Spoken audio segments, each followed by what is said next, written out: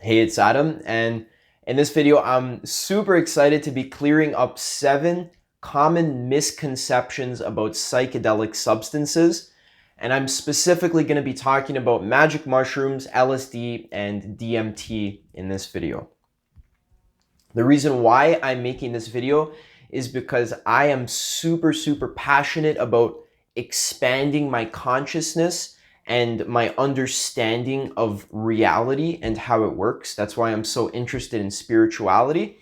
And I'm also interested in helping you along that same path as well.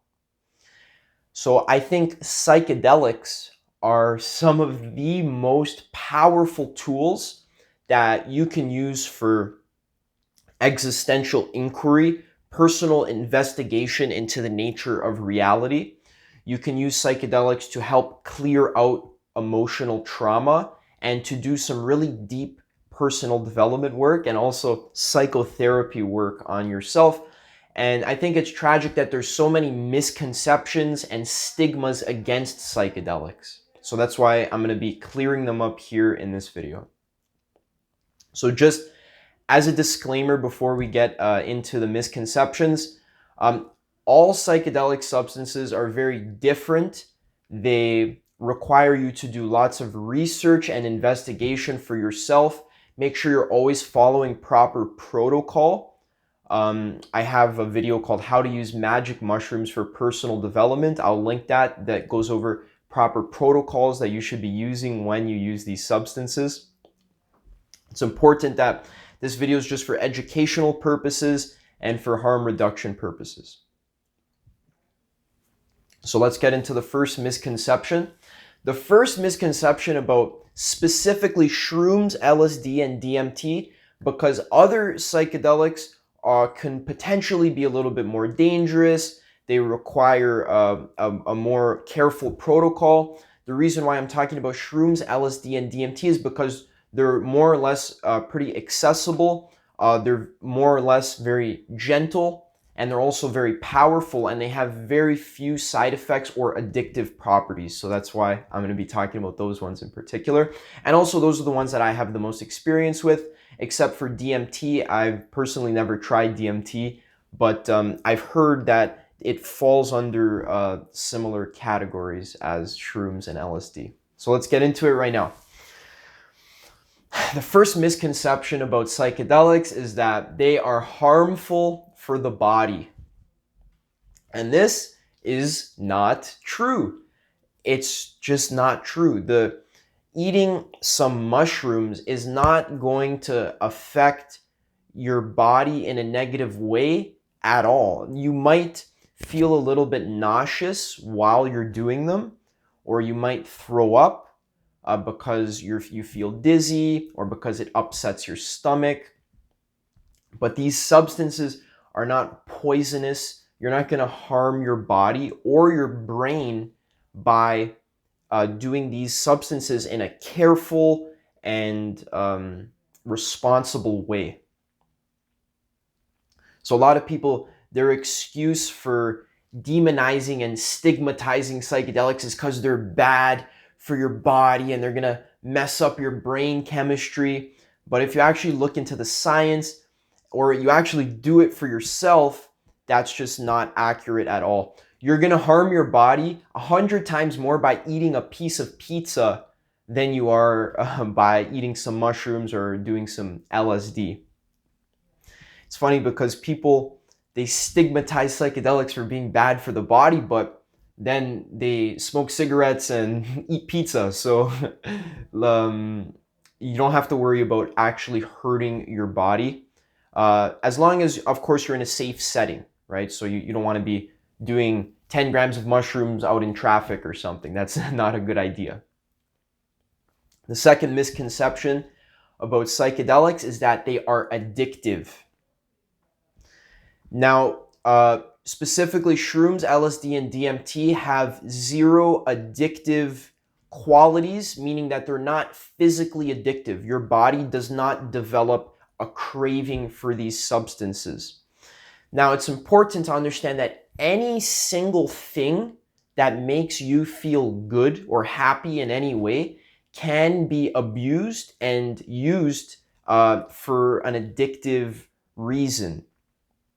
So some people get addicted to all kinds of things as long as it helps them relieve stress and make them feel good. So it is possible for you to develop some type of psychological dependency on these substances, but that would just mean that you're using them in a very careless and disrespectful way. The actual substances themselves have zero addictive properties. You don't get cravings to do it the next day.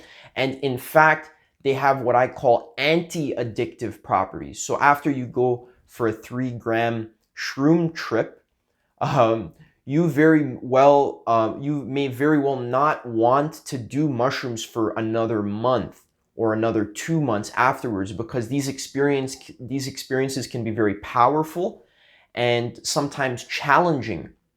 So it's not addictive in the sense it's just all sugar and you're gonna develop a dependency on them. They're actually anti-addictive because these substances are sometimes challenging and you can't do it every day. You want to spread out your trips. So here's the next misconception about psychedelics, and a big reason why people don't do them is that they think that they're going to have a bad trip.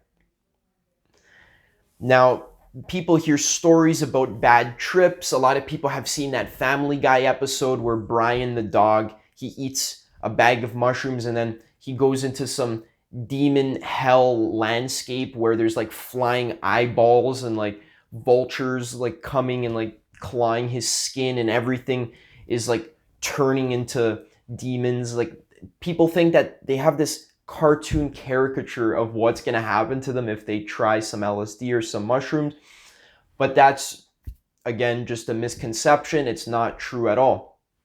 If you hear stories or read trip reports of people having bad trips, you'll find that it happens for one of 2 reasons.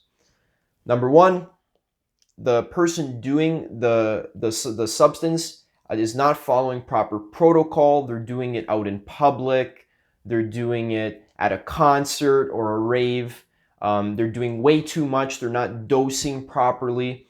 They eat an entire pizza beforehand and then they throw up and they're like, why did I throw up? Mushrooms are bad. Like, don't eat a whole pizza before you decide to trip. Or they do it and they have to go to work. So people don't follow proper protocol. That's the first reason why people have bad trips. The second reason is that people, they don't have a good psychological foundation for tripping. So they don't have any type of meditation practice, or maybe they're just a very unstable person. They have a lot of anxiety or a lot of depression. And these substances, what they do is they can bring up past emotional trauma. And if you're not ready to deal with that, what you're going to do is you're going to resist. And if you spend the whole trip resisting whatever is being shown to you, then that is a recipe for disaster. You're going to be having a bad trip.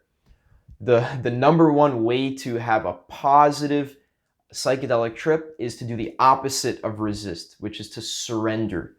Relax, surrender to the experience, enjoy the experience, allow what comes up to come up. If there's some past trauma that comes up, this is a perfect time for you to exercise self-love, self-compassion, and to surrender to the experience, which is why having a meditation practice is so important, and why your trips are going to get way more profound and way more healing if you are a student of spirituality and also a practitioner of some type of spiritual practice. So the next very common misconception about psychedelics is that people hear their friends describe their experiences to them, and they assume that that experience is an accurate representation of what is going to happen to them. So I know some people, I talk to them about my experiences with psychedelics. some of which are very, very deep, very spiritual, and very existentially profound. Very soon, I'm going to be making a trip report for my last LSD trip, which was totally life-changing. And I basically had a spiritual enlightenment experience, which is super deep and profound. And the reason why I was able to reach these very deep depths of consciousness is because I have a conscious intention for what I'm doing when I'm tripping. I'm consciously practicing meditation, or I'm contemplating. And a lot of people, they hear their friends describe to them what they did on LSD, and their trips are very shallow. Now, I'm not trying to say that your friend didn't have a positive experience, but I'm saying that there's different degrees of depth of tripping, and also understanding what is happening to your consciousness. So it's very easy for some person to do some LSD one time, like how it feels, and then keep doing it and treat it as if it's like weed, where you can just kind of smoke it and feel good and just play video games and watch porn.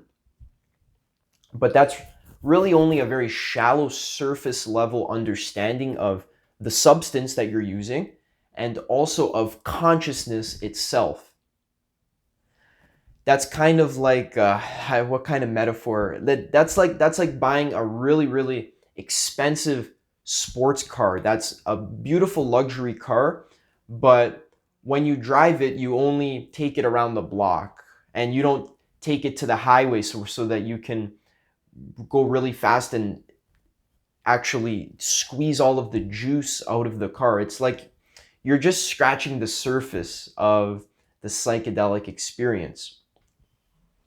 So people, they do mushrooms once or twice, or they hear their friends do mushrooms, and they're like, yeah, I had fun, I saw some cool stuff, my visuals were all wavy, and it was nice. And then that's it. And then they think that they understand what psychedelics are about, which is not true. My friend used a great analogy. My friend's a really big fan of the video game Dark Souls, and he's just a really big nerd for this video game. It's a really difficult and really beautiful video game. And sometimes he hears people talking about the game, and he's like, oh, they say, oh, I love Dark Souls. It's an amazing game. And then he inquires, he's like, okay, well, how far did you get in the game? And the person responds, oh, I only just bet the first level, or I played the game for 1 hour and then I shut it off. But, it's a good game.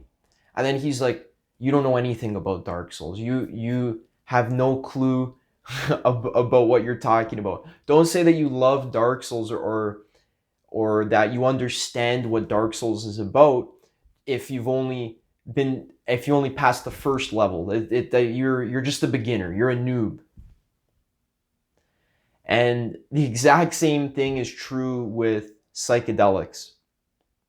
A lot of people, they scratch the surface, or they hear their friends scratch the surface, and then they think they know what the substance is about, and they don't even realize how much deeper it can go. And that's because your experience on psychedelics is always interpreted by your belief systems, and it's interpreted by your current worldview. And we're going to get into that a lot more in the next point. But understand that every single person can have a completely different experience and a different depth and profundity of experience on the same substance. So if I am, for example, like a Zen master, and I've spent 20 years of my life practicing meditation, and I'm very serious about spirituality and in the investigation of the present moment, and I do 2 grams of mushrooms, which is more or less a light dose, I might have a complete non-dual breakthrough and have a mystical union where my consciousness merges with the rest of reality. and I have a complete God consciousness where I'm completely compassionate and I have omniscience, like these crazy high levels of consciousness. That's possible for you to have on 2 grams of mushrooms. Now compare that experience to some random dude that you know who did 2 grams of mushrooms once with his friends at the cottage, and he might have had an amazing experience, a very profound experience, which is awesome. But the level of depth that he'll describe to you is it's a lot. He's a noob, basically. He only scratched the surface. He could have went a lot deeper, but he just doesn't even know how deep these substances and these trips can go. Okay, let's go into the next misconception about psychedelics. And this is a really, really, really important one that a lot of people use this misconception, and they use this as a way to discredit someone's experience or someone's insight on psychedelics. And that's to say that everything that you experience in your psychedelic trip is just a hallucination. It's just a hallucination. I'll say, hey man, I just did some LSD and I had a crazy, total mystical union where I felt divine love of the entire universe, and I was ready to die in that moment just because I was so happy and so fulfilled, and I had a glimpse into my true nature, and I realized that all of reality is one, and it was so spiritual, and I'm changed forever now. And then some scientifically minded person or a rationalistic person will say, Adam, oh, that's good, that's all well and good, but you know it was just a hallucination, right? It's not real. It wasn't a real experience. It's just all chemicals in your brain. You just hallucinated it. Now, in order to say this, you have to make a couple very key assumptions about reality, and basically your metaphysics, so your understanding of what reality is on the big picture scale, is very misguided. You don't actually know what reality is in order for you to say that, oh, it's just a hallucination. Number one, you have to assume that your entire experience is happening in your brain, and that this experience here is the real experience. This is the real world. This current state of consciousness that I have, this is the real physical 3-dimensional world. And then everything else, that's just a hallucination. But that's not a very accurate way to perceive reality and to understand what reality is. It would be a lot more accurate to realize that everything that you experience is one state of consciousness.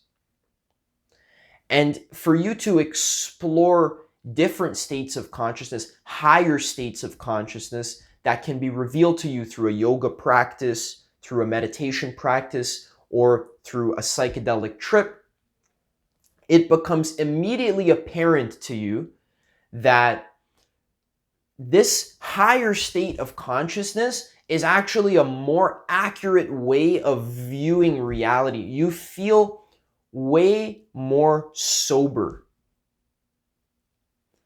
So a lot of people say, oh, if you're just high on some acid, how can you trust what your senses are showing you? But they're assuming that when you're in your everyday sober state, you're assuming that everything in this everyday sober state is real and it's trustable and it's the real thing. This isn't a hallucination. But then when you do some acid or you do some yoga and you tap into a higher state of consciousness, a mystical experience, then all that's just a hallucination. That's not real. First of all, in order to say this, you have to have had very little experience with actually having a mystical experience for yourself. Because when you're in the mystical experience, there is not even a question that this is a hallucination in your brain. This isn't even a question. It's just whatever is in front of your face is blatantly apparent. It's whatever I'm tapping into in this higher state of consciousness is more true or more accurate than whatever state of half dream that I'm usually in during my waking state of consciousness. So this argument, it's very, very common. You'll hear people say, oh, okay, sure, yeah, psychedelics, but it's all just a hallucination in the brain. It's all, how is that going to help me expand my, how's that going to help me improve my life? How's that going to help me expand my sense of self if I'm just sitting there hallucinating? I'm just pretending to have a mystical experience. That's not an accurate way to view what's happening. A more accurate way to view what's happening is that everything in your life is a state of consciousness. Reality is not made of physical matter. It's not made of atoms, and it's not a physical three-dimensional sandbox. Reality is actually made of consciousness. And consciousness can take many different forms and many different shapes and also many different states. In a higher state of consciousness, you have way, way more understanding of reality and how it's being structured than you do from a lower state of consciousness. Check out my video, Is Life a Dream? That's one of my best videos trying to describe why viewing the world as being physical and all happening in your brain, why that is a way inaccurate way to interpret your present experience. Because that's what we do when we're building a worldview. All you're trying to do is interpret and understand your present experience. Because that's all that exists, and that's all that's real, and that's all that you have. So a lot of people, they interpret their present experience as being a three-dimensional, they just absorb it from culture. So I'm a human being, and evolution, and the Big Bang, and physicality, and science. Yes, sure, but that's just a story, and that's only one way to interpret your present experience, and it's actually a rather inaccurate way, and there's higher ways, more inclusive and more integrated ways to interpret your present experience. Okay, let's get into the next misconception about psychedelics, and this is a funny one. A lot of people who are already into spirituality and who are into consciousness work, they'll hear about someone having an enlightenment on LSD, and they'll say, oh, that awakening, that's not a real awakening because you didn't get there through meditation. The only real awakenings are the ones that are when you're sober. So again, we're imagining that this one state, this waking state of consciousness is the sober state, and this is the real state. And then all the other states of consciousness are fake and they're not real. That's an assumption. Again, a lot of people have a really big stick up their ass because they spend 10, 15 years practicing one meditation practice. What meditation is, it's a tool so that you can alter your consciousness and discover your true nature through a mystical experience like a samadhi, where you have divine union with the object that you're observing. You become one with everything. That's the goal of meditation.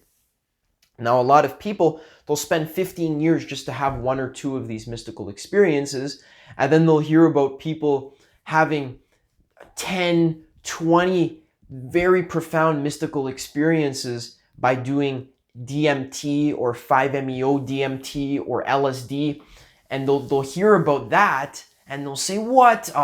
That's not a real mystical experience because you didn't get there through meditation. And that's complete bullshit. There's the psychedelics, they're a tool to expand your consciousness. That's all they are. When you use them, your awareness and your consciousness of the present moment becomes increased 100-fold. It feels as if you had been meditating for 5 years when you take this psychedelic. And a lot of even teachers, even spiritual gurus who are enlightened, a lot of them will say, oh, psychedelics, that's not real enlightenment, or that's not real awakening. Then you'll say, oh, guru, have you tried it though? He says, no, I don't have to try it. I already know. I'm like, okay, so like, what are you talking about? You can't give your authority on a substance that you've never tried. Like, what do you mean psychedelics don't raise your consciousness, or they don't raise your awareness? That's a terrible position to take, because any person with any sense in their mind that doesn't have a stigma, a blind stigma against psychedelics, and they're just interested in using whatever tools are available to them to expand their consciousness, any person like this will clearly see that psychedelics do in fact raise your consciousness, and you can in fact have legitimate enlightenment and mystical experiences by using this one avenue. Now, does that mean that you don't have to meditate? No. I think meditation is extremely important and is almost essential, because by having a spiritual practice already, that serves as your foundation. Now, then when you do the psychedelic, you have a much stronger ability to surrender. You have a much stronger ability to orient your attention to the present moment, so that you can do existential investigation, and then you can take the trip even deeper. A lot of people with no meditation experience at all, they have very newbie trips where it's like, I'm not trying to discredit these people. I'm not trying to say that their trips are not worth anything, but I'm saying that they're just scratching the surface. If you don't practice meditation, your mind is going to be lost thinking about other stuff. You're going to be wallowing in your own trauma and your own guilt, and you're not going to be able to actually harness the power of the LSD or the shrooms. You're gonna let the tool use you, right? A master uses his tools, but a fool allows the tools to use him. So that's a quote that I think I just made up. So a good way that I like to explain this is by using the driving the car analogy. So a lot of people will say, Adam, but why would you use psychedelics if you don't have to? Just do meditation, and then you'll have the same results. You don't have to use psychedelics, so don't use them. Well, first of all, they're not harmful for my body. They're not addictive.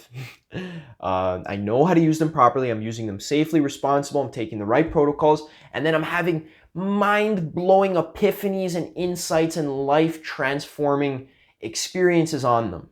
So why wouldn't I take them? The way I like to explain it is like driving a car.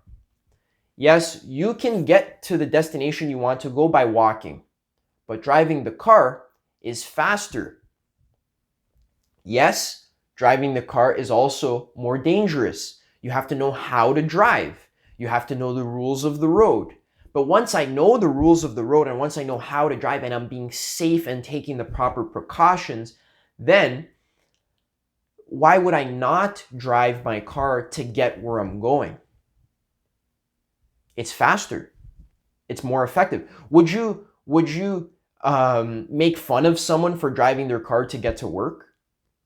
Because that's not the natural way. That's not the OG way. The OG way, if you were a real spiritual practitioner, then you would just walk to work.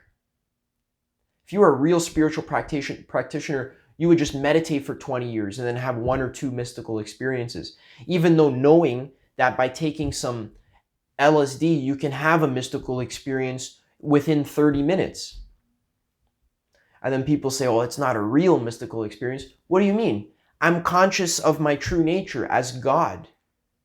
What do you mean it's not a real mystical experience? It's real. Everything is real. Right? Now, that doesn't mean that you shouldn't practice meditation or that meditation is useless. Now, if I don't know how to walk, then knowing how to drive a car isn't going to do anything for me. I also need to know how to walk, because how am I going to walk to my car?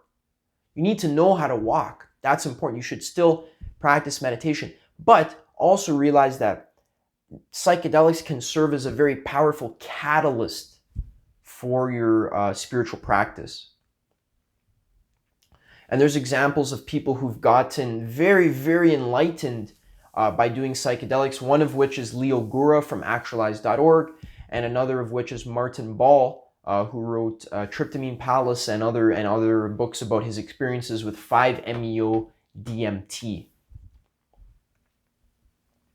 So this is the last misconception about psychedelics, and one of the most important for people who are already open-minded to psychedelics and who have even tried psychedelics and know their power. This is the last misconception, is that humans are ready to understand and accept them. And unfortunately, as I've seen in my own direct experience, this is not the case yet. The average person is not psychologically developed enough to understand the importance of psychedelics and to understand the importance of even meditation or consciousness work. The average person isn't ready at all to understand what this means, this psychedelics. They can expand your consciousness and make you realize your true nature. The average person isn't ready to use this tool. Imagine like every single person in our society is at a certain stage of development, a certain psychological stage of development. And let's imagine that that stage of development is the equivalent of, just for the analogy, of like a grade 8 person, a grade 8 education, just for the sake of the analogy.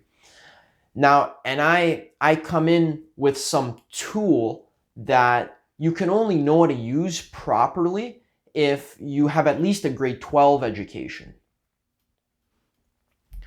And then you try and give this tool, maybe it's a dangerous tool like a power saw, and you try and give it to this grade 8, he's going to misuse it and he's going to cut his hand off. And then he's going to make it illegal. And then he's going to fabricate all sorts of stories for why power saws are dangerous and how they should be illegal and how whoever uses them should be put in jail. Most people are not ready to properly use and take advantage of the power that psychedelics gives you. It gives you the power to understand reality, the power to work through your own personal emotional trauma. But most people aren't ready to do this yet. They're not at the level of psychological development that is necessary to even take this seriously. Most people, if you were to give them some mushrooms, they would take it in the wrong way, they would do too much, they wouldn't research it, they would have a very shallow experience, they would spend their entire time playing Mario Kart or eating pizza, they'd throw up. It's like people, human beings, aren't ready to understand and accept psychedelics yet. Does that mean that in 10 years that we won't be there? No, because as a species, we're awakening very, very fast. And people are becoming more and more conscious every single day. So in 10, 20 years, more and more people are going to be open-minded and they're going to be more responsible with their own minds and their own consciousness, and they're going to be more spiritually curious. And then maybe we would be able to, let's say, legalize psychedelics. But for now, the reason why psychedelics are illegal is because people aren't ready to know how to use them and to know how to interpret what is seen on them. Because, like I said in the fifth point, you can interpret and misinterpret your psychedelic experience based on your current level of psychological development, right? So someone who's buying into just the mainstream scientific, materialistic, rationalistic paradigm, they're going to use psychedelics, they're going to have a mystical experience, let's say, but then they're going to interpret it in a rationalistic, scientific way. Like, oh, it was just a hallucination in my brain, and then they'll forget about what even happened to them. Or they'll mix it with alcohol at a party or some stupid materialistic thing like that. Or even a religious fanatic, he's going to take psychedelics, he's going to have a mystical experience, and he's going to say, oh my God, Christianity, I saw Jesus, and that means Christianity is the one true religion, and that everyone else has the wrong religion. And then they're going to become a religious zealot, and they're going to probably have an anxiety attack and ruin everything. So as we develop as a species, we're becoming more and more responsible and more conscious and more existentially curious. So I wouldn't be surprised within the next 10 to 20 years that psychedelics are taken a lot more seriously by teachers, spiritual teachers, and also personal development people. You're going to start hearing about them a lot more from your friends, or maybe in the news, but I don't trust the news. They don't. Psychedelics kind of represent the opposite of what all the news channels represents. They all represent the status quo, and psychedelics and consciousness expansion in general likes to take this status quo and just completely shit all over it and destroy it and demolish it. So wouldn't be surprised if it takes a long time for these substances to slowly make their way into mainstream culture. So thanks for listening. Those were 7 misconceptions about psychedelics. Let's quickly go over them. Number 1, they're not harmful for your body. Specifically, shrooms, LSD, and DMT, not harmful for your body. Number 2, they're not addictive. Number 3, you're not going to have a bad trip if you follow the proper protocol and you surrender. You got to surrender. You got to relax. Don't fight it. Number 4, your friends' stories about what they experienced on shrooms is not a good representation of what you might experience. Especially if you're interested in spirituality and consciousness, you can go way deeper than someone who just takes it to get high. Number 5, it's not just a hallucination. It's an altered state of consciousness, an altered state of higher consciousness, actually. Not only is it just a hallucination, but you'll start to realize that your normal everyday life is more of a hallucination than your experience on LSD. It's almost like you're more sober than you've ever been in your entire life. Number 6, awakenings through psychedelics are legit and they are the real deal. And number 7, humans are not yet ready to understand and accept what all of this means in this video. But you might be. So thanks for listening. If you like this type of content, I'm going to be posting a lot more content about psychedelics. I have my LSD trip report where I had a spiritual enlightenment experience that completely changed my entire life. I'm going to be posting that very soon. And this type of content, I'm going to be talking about spiritual development and spiritual awakening. I'm doing a lot of reading and personal development work on myself, and I'm trying to share with you resources, tips, and techniques to help you develop your mind and to expand your awareness and expand your consciousness with this type of material like this. So thank you so much for watching, and I'll see you in the next video.